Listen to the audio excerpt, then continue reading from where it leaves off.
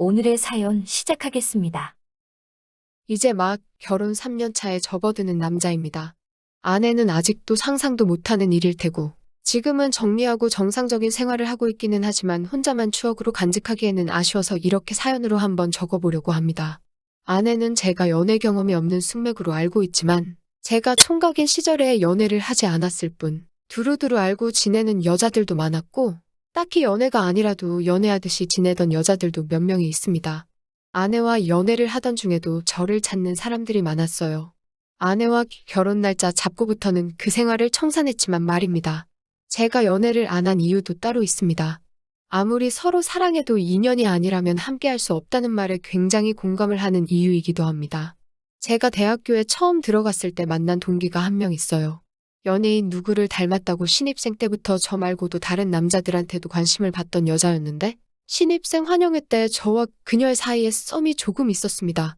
그런데 참 사람 일이라는 게 좀처럼 생각처럼 되지가 않더라고요. 그녀도 저도 서로에게 관심을 가지고 있었는데 신입생 환영회 날 술을 마시고 그녀 말고 저에게 관심을 가지던 다른 여자가 저에게 접근하면서 그녀에게 보여선 안 될 장면을 보이고 말았습니다. 오해를 풀고 싶었는데 딱히 기회가 오지 않았어요. 기회가 찾아왔을 때는 그녀에게 저 말고 다른 사람이 생긴 뒤였습니다.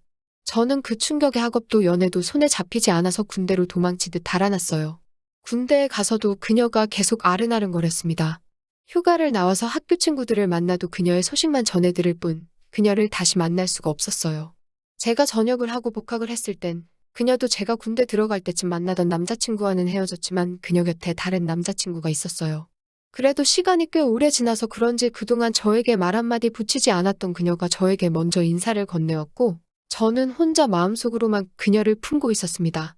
제 오랜 기다림이 보상을 받은 건지 저에게도 기회가 찾아왔습니다.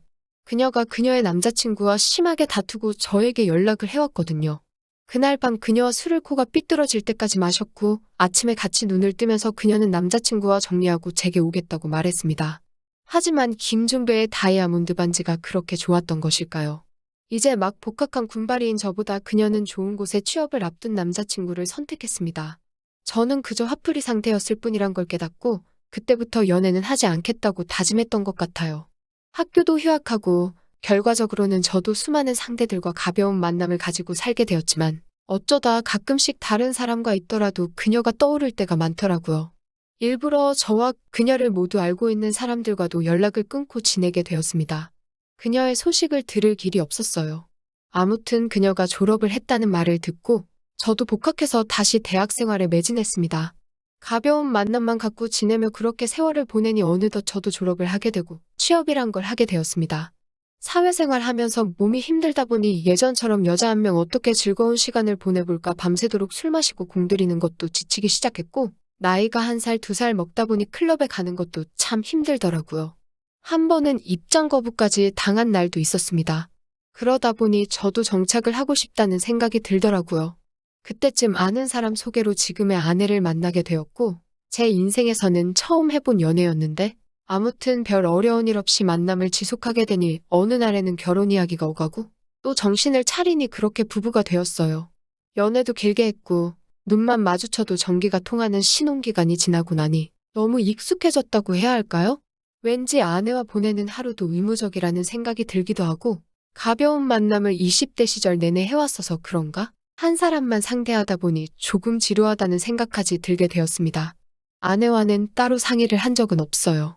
그렇다고 아예 아무 일도 없었는데 매번 거절만 할 수는 없어서 저 나름대로 새로운 시도도 해보고 아내 모르게 노력도 많이 해봤지만 시간이 지나면 지날수록 제 마음은 더 탁해지기만 할 뿐 나아지지 않았습니다. 회사 선배한테 이런 상황에 대해서 상의도 해봤는데 선배도 하는 말이 원래 결혼하면 다 그런 거라고 가족끼리 그런 걸 왜 하냐고 말하면서 제가 정상이라고 하는데 그 말이 안심이 된다기보다도 오히려 찝찝하게 들려왔습니다. 아내한테 못할 짓 하고 있는 것 같기도 했고요. 다행히 아내도 집안일이다 회사일이다 해서 체력적으로 많이 힘들어해서 자연스럽게 거리를 두고 지낼 수 있었지만 이런 제 속을 겉으로 꺼낼 수가 없으니 답답한 건 매한가지였어요. 그래서 그건 못하더라도 아내한테 죄책감이라도 생기게 하지 말자는 생각에 아내 기분 맞추려 노력하고 최대한 아내가 원하는 걸 해주기 위해 노력해왔습니다. 그러다 어느 날 아내와 함께 텔레비전을 보면서 쉬고 있었는데 TV에서 저희가 신혼여행지로 다녀온 유럽이 나오더라고요. 자연스럽게 신혼여행 때 이야기로 넘어갔고 추억 이야기를 하다 보니 시간 가는 줄 모르게 한참 대화에 꽃을 피웠습니다. 그러다 아내가 유럽에서 받았던 아로마 테라피 이야기를 꺼내더라고요. 여행하면서 여독이 쌓여 조금 피곤했는데 아직도 그때 테라피를 받았던 게 기억에 남는다고 하더라고요. 긴 여행 동안 쌓인 피로가 한 번에 날아가는 것 같았다나요? 저는 그게 사실 제 취향은 아니어서 별로였는데 아내가 좋았다니까 저도 엄청 마음에 들었다는 식으로 말을 해왔습니다. 그러다 아내가 요즘 집안일이며 회사일 때문에 온몸이 뭉치고 피로가 쌓여 있는데 그때처럼 테라피 한번 받으면 좋겠다는 식으로 말을 해왔습니다. 그래서 혹시 유럽이 아니라도 한국에도 비슷하게 해주는 곳이 있지 않을까 해서 아내와 같이 인터넷 검색을 하기 시작했습니다. 당장 저희가 테라피 받자고 유럽으로 갈 수는 없는 일이니 기분이라도 내보자는 취지였어요. 얼마 검색 안 했는데 한국에도 전문적으로 테라피를 해주는 곳이 많이 있더라고요. 저희 동네 근처에도 몇 개나 되는 곳을 찾았고 아내한테 속는 셈 치고 한번 다녀나 와볼까 제안도 했습니다. 아내는 괜히 유럽에서 좋았던 추억이 안 좋아지는 거 아니냐고 의아해하기는 했는데 어차피 다녀와보지 않으면 죽어도 모르는 일 아니겠냐고. 그리고 누가 아느냐, 유럽에서 봤던 것보다 훨씬 더 좋을 수도 있지 않겠냐고. 일단 받아보고 좋으면 자주 다니고 안 좋으면 그냥 안 좋은 대로 돈 아껴서 나중에 휴가 내고 유럽이나 한번 더 다녀오자. 뭐 이런 이야기를 주고받으면서 예약을 걸어버렸습니다. 아내도 반신반의하다가 제 말을 듣고 그러면 한번 다녀와 보자고 결심을 하더라고요. 맞벌이 부부라서 테라피 한번 다녀온다고 가게에 큰 타격이 오는 것도 아니고 저는 한편으로는 신혼 때 추억을 생각하면 이게 저와 아내의 관계가 개선되는데도 도움이 되지 않을까 하는 생각도 있었어요. 이러나 저러나 손해볼 게 없었기 때문에 당일 예약을 하고 찾아갔습니다. 그래도 이왕 기분 내는 거니 인터넷에 있던 수많은 테라피 중에서도 가장 비싼 곳으로 예약을 했습니다.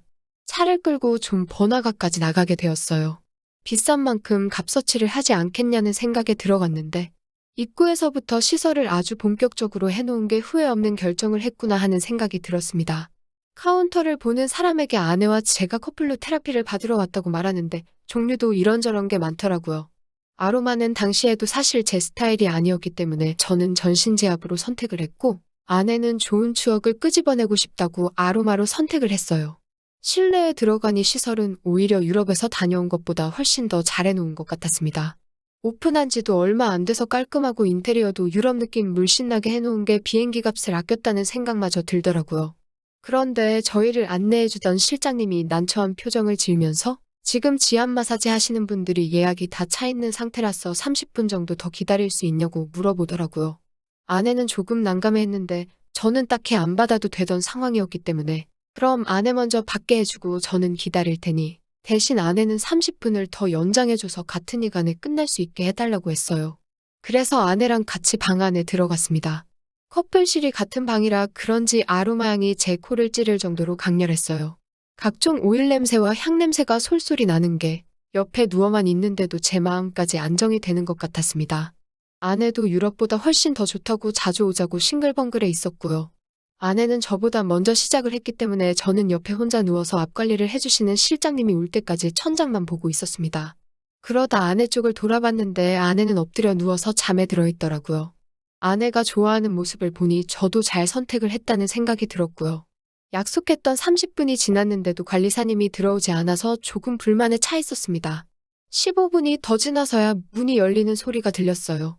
어차피 아내와 같이 끝나게 해달라고 했으니 늦게 들어온 만큼 아내가 더 좋은 시간을 보내겠다는 생각이 들어서 따질 생각이 없었는데 저는 문 열고 들어오는 관리사님을 보고 비명을 지를 뻔했습니다.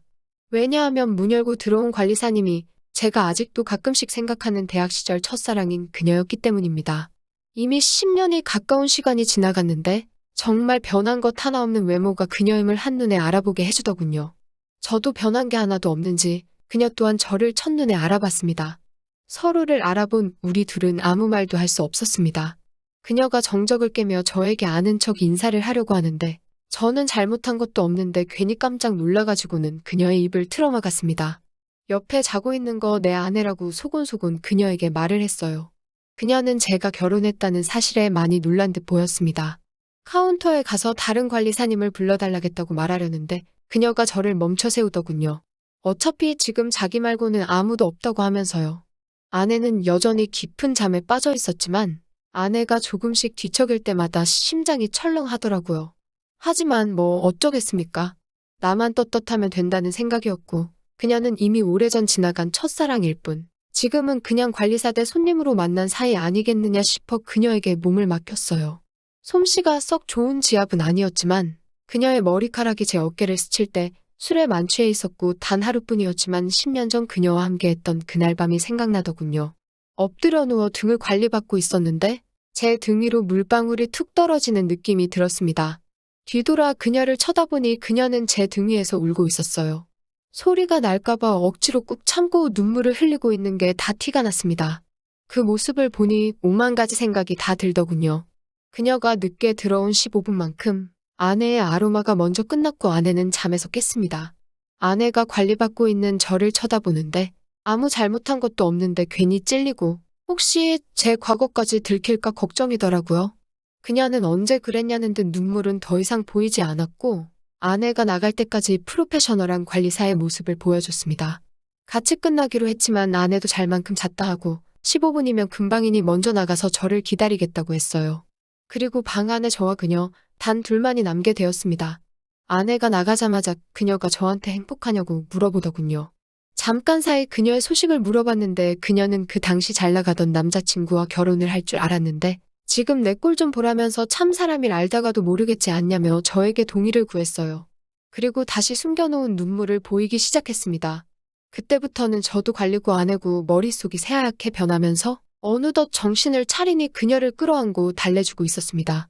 퇴실할 때 그녀가 건네준 명함에는 자기 진짜 전화번호라고 급하게 볼펜으로 적어놓은 번호가 있더군요.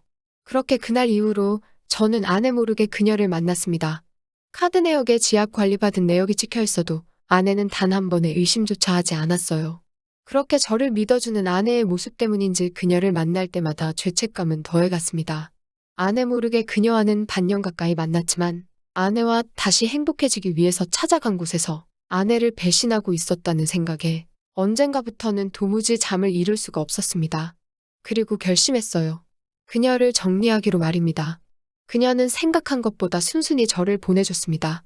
자기가 저에게 준 상처만큼 자기도 같은 상처를 받는 게 당연한 거라고 이미 저를 다시 만났을 때부터 이 순간을 각오하고 있었다고요. 마지막이라며 저에게 모든 것을 허락해준 그녀와 마지막 밤을 함께하고 저는 그녀의 명함을 불태워버렸습니다.